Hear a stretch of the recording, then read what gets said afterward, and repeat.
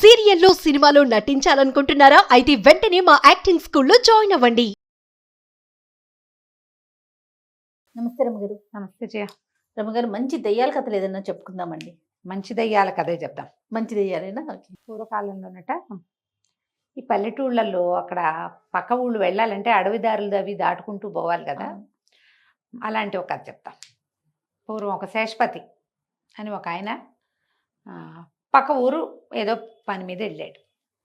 ఆ ఊరికి పక్క ఊరు అంటే ఈ పక్కన మన ఊరు పక్కన ఒక ఊరే ఉండదు, 5-6 ఊళ్ళు ఉండొచ్చు, 5-6 దారులు కూడా ఉంటాయి. అడవి దాటి వెళ్ళవలసిన ఒక ఊరికి ఆ ఊరికి చెందిన మనిషే అక్కడ ఉన్న వ్యవహారం మాట్లాడడానికి ఈయన్ని తీసుకుపోయాడు.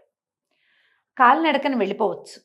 ఒక 3 గంటలో 2:30 గంటలో నడిచేవాళ్ళు. అప్పట్లో ఏముంది, వాళ్ళ తిళ్ళు తిప్పలు వేరే కదా. ఆ ఊరు వెళ్ళారు, ఆ పని అయిపోయింది. ఆ ఊరు మనిషి ఆ ఊళ్ళోనే దిగబడిపోయాడు. ఓహో. ఈయన వచ్చిన దారే కదా, నేను వెళ్తాలేండి అని చెప్పి అడవి దారి పట్టాడు. కానీ తప్పిపోయాడు. ఈయన తప్పిపోయి తమ ఊరు చేరకుండా ఏదో కొత్త ఊరు చేరిపోయాడు. సరే, చీకటి బాగా రాత్రి అయిపోతుంది. చీకటి పడిపోయింది. ఇక్కడెక్కడో చోట నిద్ర చేసి తెల్లవారాక మన ఊరు దారి ఏమిటో కనుక్కుని తూర్పు పడమరలు చూసుకోవాలి. రాత్రిపూట ఏం తెలుస్తాయి తూర్పులు పడమరలు? కొంచెం అమావాస్య కాలం అయితే ఏమి మొదలేదో తుదేదో కూడా తెలీదు. అందుకని ఏమనుకున్నాడు, సరే ఊళ్ళోకి వెళ్ళిపోదామని ఆ ఊర్లోకి ప్రవేశించేసరికల్లా ఆ ఊరి మొగదల్లోనే ఒక పెద్ద పురాతనమైన భవంతి ఒకటి కనపడింది ఆయన. సరే, ఇందులో ఈ రాత్రికి నిద్ర చేద్దామని ఈయన పోయి దబదబా తలుపు కొట్టాడు. ఈ శేషపతి గారు కొట్టేసరికల్లా ఎవరో ఒక ముసలాయన తలుపు తీశాడు. ఈయన్ని దండం పెట్టి, అయ్యా మా దేవతలు ఉన్న ఊరండి, ఫలానా ఊరి పేరు పుష్పగిరి ఊరి పేరు, నేను పై ఊరు వెళ్ళి వస్తూ దారి తప్పిపోయాను. ఈ రాత్రి ఇక్కడ పడుకునేందుకు ఆశ్రయం దొరికితే రేపొద్దున తెల్లవారి మా ఊరు వెళ్తానండి అనేసరికల్లా ఈయన ఆ లోపల ఉన్న ముసలాయన ఈయన్ని తేరిపారా చూసి, ఏమిటి నువ్వు సాంబశివుడు కొడుకు కాదు అని అడిగాడు. అడగంగానే శేషపతి గారు ఆశ్చర్యపోయాడు. మా నాన్న మీకు తెలుసా అండి అన్నాడు. తెలియపోవటం ఏమిటి, నేను మీ ఊరు వాడినే, రేపొద్దున వెళ్తూగానిలే అని లోపల పిలిచి, ఈ ఊరు ఇల్లరికం వచ్చాను, చిన్నప్పుడంతా మీ ఊళ్ళోనే ఉన్నా, నువ్వు వచ్చు చిన్నప్పుడు నా పెళ్ళినాడు మీ నాన్న ఎట్టా ఉండేవాడో ఇంచుమించుగా అట్టాగే ఉన్నావు, కొంచెం జుట్టు ఊడింది అంతే, రా లోపలికని లోపల తీసుకుపోయాడు. ఆ ఇంట్లో వాళ్ళు చాలా భార్య భర్త పిల్లలు మనవలు ఉన్నారు. అందరినీ కేకేశాడు. ఇదిగో మా చిన్ననాటి స్నేహితుడు కుమారుడు ఇట్లాగే ఉండేవాడు, వీళ్ళ నాన్న అన్నాడు, మేము అది చేసాం ఇది చేసాం, ఊళ్ళో సంగతులు మాట్లాడుకున్నారు, మీ మేనత్త ఎక్కడుంది, మీ బాబాయ్ ఎక్కడున్నాడు, ఇవన్నీ కనుక్కున్నారు. భోజనాలు చేశారు. సరే, ఒక మంచి పక్కేసి పడుకోబెట్టారు. పడుకో, రేపొద్దున మాట్లాడుకుందాం అన్నారు. ఈ పడుకున్నాడు ఈయన. పడుకుంటే అందరూ ఎవరి దారిన వాళ్ళ గదుల్లోకి పోయారు.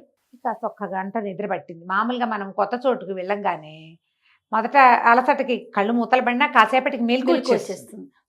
ఎందుకంటే అక్కడ ఉండే శబ్దాలు మనకు కొత్తవి. మొదట్లో అలసటకే నిద్ర వస్తుంది.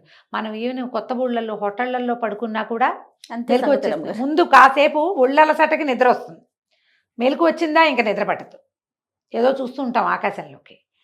ఇతనికి ఏమిటి ఇంట్లో ఏదో సందడిగా ఉంది అని లేచి చూశాడు. చూస్తే ఇంటి నిండా మనుషులు ఏదో పనులు చేస్తున్నారు. ప్రతి వాళ్ళు ఊడ్చేవాడు, తుడిచేవాడు, గోడలు తుడిచేవాడు, అద్దాలు తుడుస్తున్నారు, బల్లలు తుడుస్తున్నారు, ఒకళ్ళు ఎవరో గుమ్మాలు అవి తుడుస్తున్నారు, ఆడాళ్ళు మగవాళ్ళు కూడాను. అంతా ఎవరండి అంటే ఏమీ లేదు.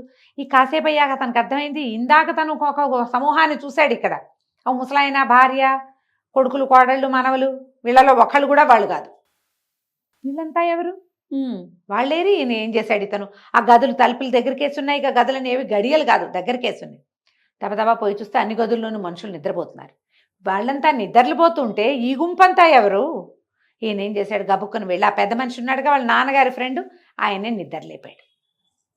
బాబయ్య లే లే లే, ఏమిటి వీళ్ళెవరో మనుషులు ఇల్లంతా పనిచేస్తున్నారంటే ఆయన ఆవలిస్తూ బయటకు వచ్చి వీళ్ళందరినీ పరకాయ చూసి, ఓ ఇదే అని, ఏం పర్వాలేదురా అబ్బాయి, నీ దారి నువ్వు పోయి పడుకో. ఈ భవంతి ఇక్కడున్న పూర్వపు జమీందారు ఎప్పుడో పోయాడు ఆయన. అయితే వీళ్ళందరూ ఆయన దగ్గర పనిచేసిన పనివాళ్ళు. ఓహో. మేము ఈ భవంతి కొనుక్కుని ఇందులో ప్రవేశించాక వీళ్ళు ఇక్కడికి రాకపోక ఉన్నాయి. ఆయన లేడని వాళ్ళకి తెలియదు. పండగ రాగానే అందరూ వచ్చి పనిచేస్తారు. పండగ 2 రోజుల్లో వాళ్ళు వచ్చి పని చేసుకుంటున్నారు. నీకు వచ్చిన సమస్య ఏమీ లేదు. ఏనాటి జమీందారు బాబాయ్ అన్నాడు. 200-300 ఏళ్ల నాటి జమీందారు అనగానే ఇక్కడ పనిచేస్తున్న వాళ్ళు ఎవరు?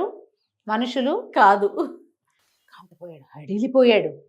గుండె కాళ్ళలోకి వచ్చేసింది. కాళ్ళు చల్లబడిపోయినాయి. నోరు ఆరిపోయింది, మిడిగుడ్లు పడ్డాయి, అన్నీ అయిపోయినాయి.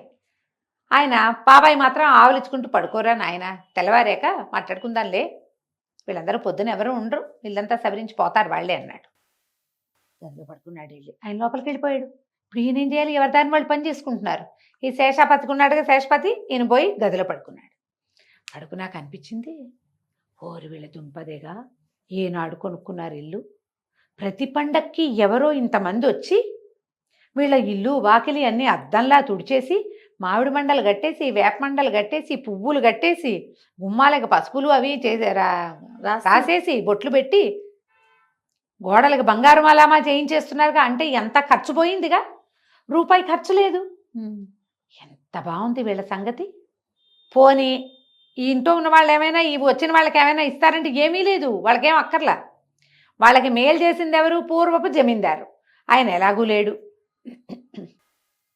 ఎంత పట్ల వీళ్ళకి ఎంత మేలు జరుగుతోంది, వీళ్ళని బతిమలాడి మన ఇంటికి పట్టుకుపోతే మనకెంత బాగుంటుంది అని ఆలోచించి ఏం చేశాడు? తెల్లవారుజామున లేచి బయటకు వచ్చేసాడు. వచ్చేసి ఆ పని చేస్తున్న వాళ్ళని అందరినీ కేకలు పెట్టి ఇలా కుదిపి చెప్పటం మొదలుపెట్టాడు. ఎందుకు వీళ్ళకి పని చేస్తారు? వీళ్ళెవరు మీకేం మేలు చేయరు, మీకేం కావాలంటే అది చేస్తా, చక్కగా మా ఇంటికి వచ్చి పని చేయండి, నాతో పాటు రండి అని అడగటం మొదలుపెట్టాడు. ఒక బలాఢ్యుడైన వాడు ఒకడొచ్చి ఇతన్ని ఎత్తి బయటికి విసిరేసాడు. విసిరిపెట్టేశాడు. విసిరేసగా పెద్ద పెద్దగా కేకలు పెట్టాడు. ఇతని కేకలు విన్న ఇంట్లో వాళ్ళు లేచి వచ్చారు. అప్పటిదాకా వాళ్ళకి ఈ శబ్దాలు తెలుసు, ఇంట్లో పని వాళ్ళకి అలవాటు, కేకలు కొత్త కేకలు వినపడు. ఈ లోపల ఉన్న వాళ్ళు బయటకు వచ్చారు. ఆ ముసలాయన కూడా లేచి వచ్చాడు. బయట చిత కొట్టినట్టు ఉండి విసిరేయబడి ఉన్నాడు. లేవదీశారు. లేవదీస్తే ఇతను అన్నాడు, శేషాపతి, ఏమిటి వాళ్ళెవారు మీరు? ఈ దొంగమహాలు ఇవన్నీ దయ్యాలు, ఏం మేలు చేస్తారు వీళ్ళు మీకు? చూడండి నన్ను ఎట్లా కొట్టి బయటపడేశారు అనేసరికల్లా ముసలాయనకి అర్థమైంది, ఇంతకాలంగా మా ఇంట్లో వీళ్ళు వచ్చి పనిచేస్తూ మమ్మల్ని ఎవరిని ఏమీ చేయలే, ఈ కొత్తగా వచ్చిన వాడిని ఎందుకు పడేసినట్టు, ఎందుకు పడేశారు? ఆయన ఒక్క నిమిషం ఆలోచించుకుని, బాబు మాకు మేలు చేయటానికే నిన్ను బయట పడేసి ఉంటాయి, పర్వాలేదులే, అరుగు మీద పడుకుని పొద్దున్నే లేచి వెళ్ళిపో అని లోపలికి వెళ్ళి తలపేసేసుకున్నాడు. దయ్యాలు మాత్రం ఎవరి దారిని వాళ్ళు వాకిలు ఊడ్చుకుంటూ ముగ్గేసుకుంటూ, వాకిలు కూడా పెద్ద పెద్ద వాకిళ్ళు కదా పాతకాలపు భవంతులు అంటే, వాకిలంతా శుభ్రంగా కడుగుతున్నాయి. ఈ వాకిట్లో దెబ్బలు తిని పడున్న శేషపతి గారు ఓ పక్కన అరుగు మీద పడుకుని కుయ్యో మొర్రని మూలుగుతూ పొద్దున్నే లేచి వెళ్ళిపోయాడు. దయ్యాలు కూడా ఎవరు సరైన వాళ్ళో ఎవరు సరైన వాళ్ళు కాదో గమనించే ప్రవర్తిస్తాయి. ఆ ఇంట్లో ఉన్న వాళ్ళకి ఏమీ అక్కర్లేదు, తాము ఏం పని చేయదలుచుకున్నాయో ఆ పని చేసుకుని వెళ్ళిపోతున్నాయి.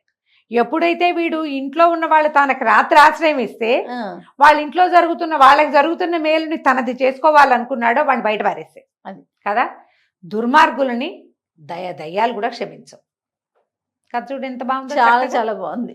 ఆ తర్వాత ఎప్పుడు అతను ఆ ఊరు రాలా, తెల్లవారు ఎట్లాగా వండుకుంటూ ఇంటికి వెళ్ళిపోయాడు. కథ కంచికి మనం ఇంటికి. రైట్. నమస్తే రమ్మగారు. నమస్తే చేయండి.